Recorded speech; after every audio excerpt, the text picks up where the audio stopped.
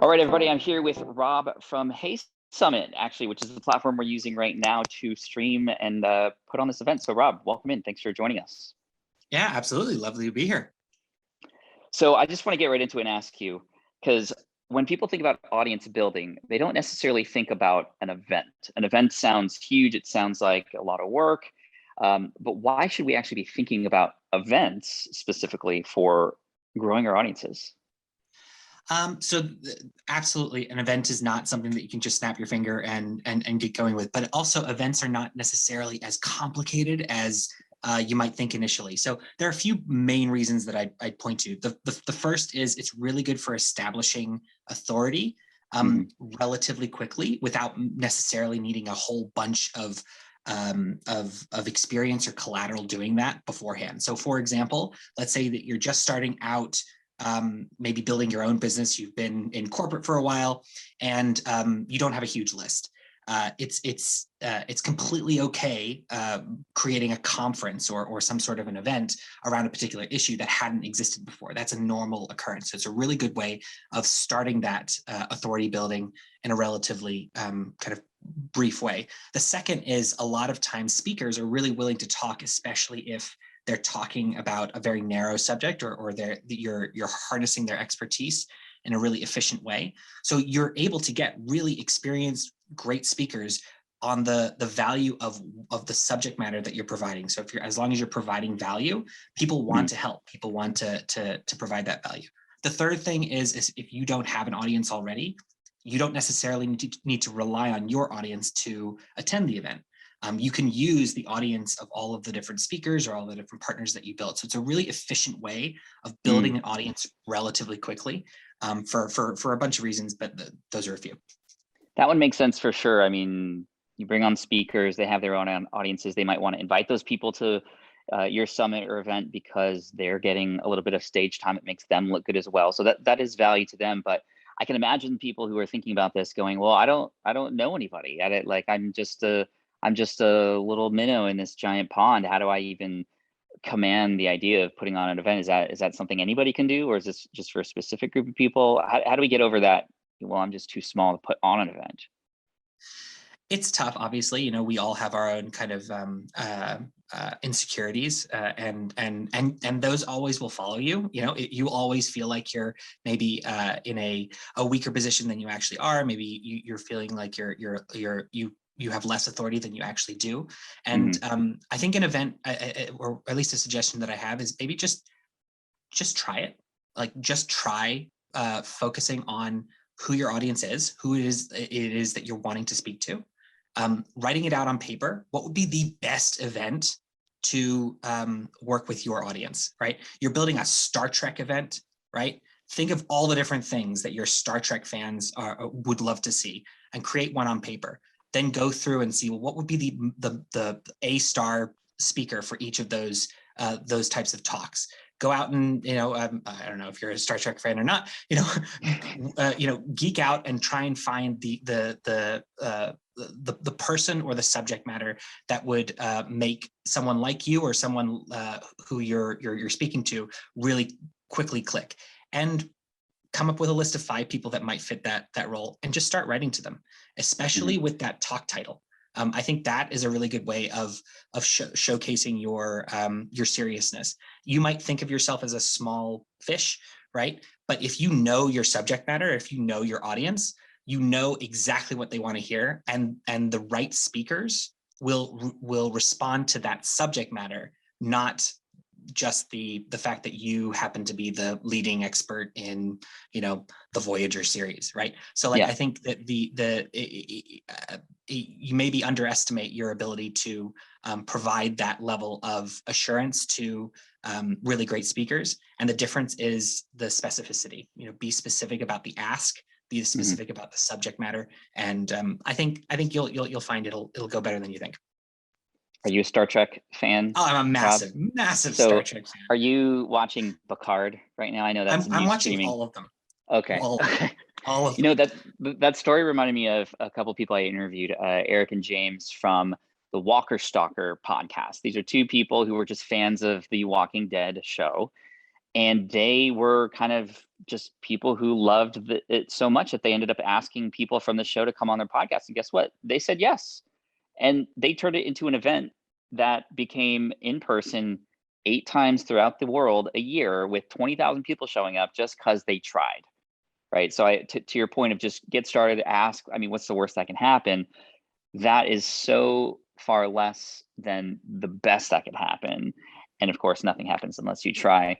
How does this differ from, say, like a webinar, right? Because when we think of like a live event, sometimes, a webinar is a little bit easier to grasp. It's like a training, and there's value sort of inherently in that. What's the big difference between sort of putting on like a virtual summit versus putting on a webinar per se? So obviously the mechanics can be similar. I think what the benefit of, if you break it down, a webinar is usually you maybe with one other person or you interacting with one other audience. So there's some cross-pollination there. The reason why I'd have Pat come on and do a webinar for my audience is because maybe I want to get Pat into my audience, or maybe I want myself to get in front of yours. Which makes sense, and there's some crossover there. A summit, for example, though, is a much larger set of speakers, and it allows you to go in deep into a subset of a persona problem. So, for example, there's a really good example, a guy named Daniel Wallace. Daniel Wallace is a customer of ours. He's an author coach. So he coaches fiction writers, basically. And he wanted to decide, or he had to decide if, does he do the Author Summit 2020, or does he focus and specialize? Focusing on something like plot, for example, might be a really good webinar topic. But doing a whole summit around plot, which is what he ended up doing, allowed him to do like 15 talks, bringing in multiple different points of view, multiple different experts, still speaking to his audience, even though he was just talking about one specific, All about plot. All about plot. He did a whole summit all about plot. And then, of course, the next summit was about, I think it was about the editing process. So it was a whole summit about editing. So you providing summits in this context are basically groups of content. So it allows you to cover a hell of a lot more bases in a more narrow vertical than just one webinar could do. And you also don't need to keep repeating them. You can make it into an event, and a trigger point for a whole bunch of attendees to take value from. I'm imagining, obviously, it's going to be recorded. It could be used as a bonus, or you could even sell it later. I mean, that's so much value. If you have just one specific topic and you have all these different views, that's massively valuable. That's a big difference than a webinar, which might be like one person with one point of view, or lightly going into that topic versus going deep with many people. And so I really like that a lot. And the idea of, okay, we're going to run the next summit, right? And becomes like a recurring event that could bring more people in. And now that I'm thinking about it, this is the audience-driven summit. We could have created Smart Passive Income 2021, but we just decided to focus on audience because that's what we know all of you want right now. And we're talking about it in different ways here with Rob, talking about it from a perspective of, well, let's run a event or a summit. So what might be a person's first steps if they're like, okay, this sounds interesting. I'm going to pick a subtopic within my niche. I want to bring all these people in. What might be the first step to just actually making this happen? How would you recommend we get started? Obviously, just get it out on paper and come up with, we call it, attendee personas, really understanding your attendee, their motivations. The first step is talking to your audience about it, however big that is. Is this a good idea? Do you like this? What would you change? Make the audience that you have, no matter how small it is, part of the process of iterating on the idea of you guys are really great at this. Obviously audience driven. It should be, but from day one, you were engaging with your audience. You were talking to them. You were like, what do you guys want to see? What kinds of talks do you want to see? What would be valuable? And it allows you to keep yourself really honest and open about what's going to be valuable to your group. And when you do that, even before you've reached out to speakers, even before you've taken any concrete kind of steps, you put up a landing page, anything before that gives you more confidence and conviction that what you're building is actually valuable. And that's that will propel you way more than any kind of coffee or Red Bull will. You know, knowing that you're going to be providing actual value to people that they want to see, that's exciting. And regardless of how it looks in the end, that's, I think, the first step that you should take. Thank you. That's hugely valuable. I'm thinking of another roadblock that a person might come across when building a summit like this, and it's this idea of getting other speakers and potentially people that you don't know because you don't know anybody yet. Mm-hmm. How do you reach out? Like, what's the proper way to ask somebody to be a part of your summit? So it depends on the person. But if you have no link with someone whatsoever, don't be afraid just to write to them. And I think you'd be surprised if the ask, as long as your ask is very clear, it's very specific, and there's a reason why you're getting in touch. I think the biggest challenge for anybody who is maybe a seasoned speaker is they get asked the same things over and over again, and it causes them to have to answer a whole bunch of questions for themselves. Answer them for that. You know, hey, Pat, I'd really love for you to come and talk to my summit around Back to the Future, because I know that you're a fan, and we're going to talk about we're specifically going to talk about you know, the third film and all the different characters that Marty McFly played. So it's a really narrow topic, and we know that you're going to have an opinion on this. Would you be willing to do a talk on it?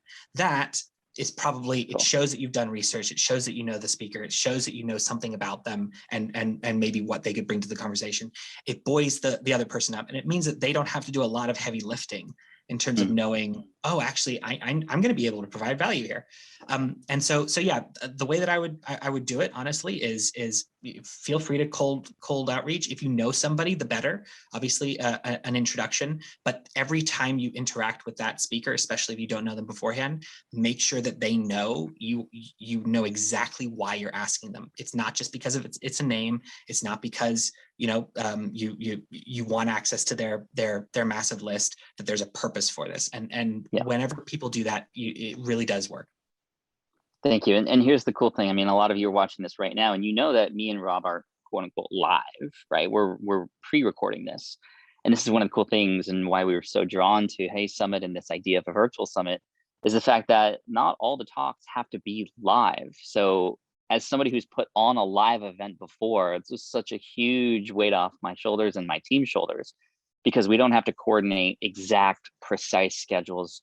We do have a run of show of what happens and when, of course, but that's all set up ahead of time. And we just kind of like, you know, on game day, if you will, it's kind of just already done, right? Yeah. So that's kind of one of the cool things. And a big shout out to Tony on our team, who many of you've already met. If you're watching this right now, he's amazingly coordinating and putting things together, largely thanks to HeySummit and the platform. And tell us a little bit about the company. Why do you exist? Why do we exist? We exist to connect people in really efficient ways. So HeySummit was born out of that whole feeling of people, especially creators, have a lot to say. They also don't have a lot of time and a lot of resources in order to say it and to bring those kind of voices together. So we're all about amplifying voices, amplifying ways for different people to engage with each other and to connect with each other. And so as a company, we've been focusing on all of those different elements. So all those dozens of tools that you need in order to run a great event, but that take a lot of time to set up, or maybe are outside of a lot of people's technical ability. So everything from like landing pages to registration to ticket sales, all that kind of stuff. So yeah, we're here to help creators run more beautiful, easy events that scale really well. Now, I know, because I'm an advisor along with my partner Matt to HeySummit, full disclosure for everybody, that you weren't always focused on the individual creator.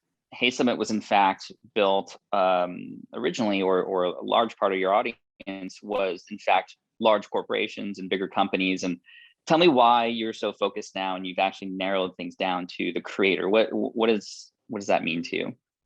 We've always had creators use HeySummit. We've always had like the efficiency of the platform has always been attractive to creators. But we found that a lot of corporates were using us.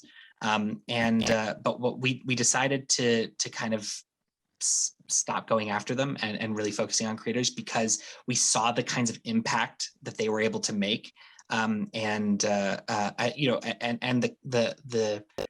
kinds of businesses they were able to create directly from our platform. Creators make the largest, the highest performing summits on our platform. They earn the most money on our platform. And oftentimes, HeySummit is such a core part of their business, or it becomes a core part of their business. They spend the most amount of time on the platform.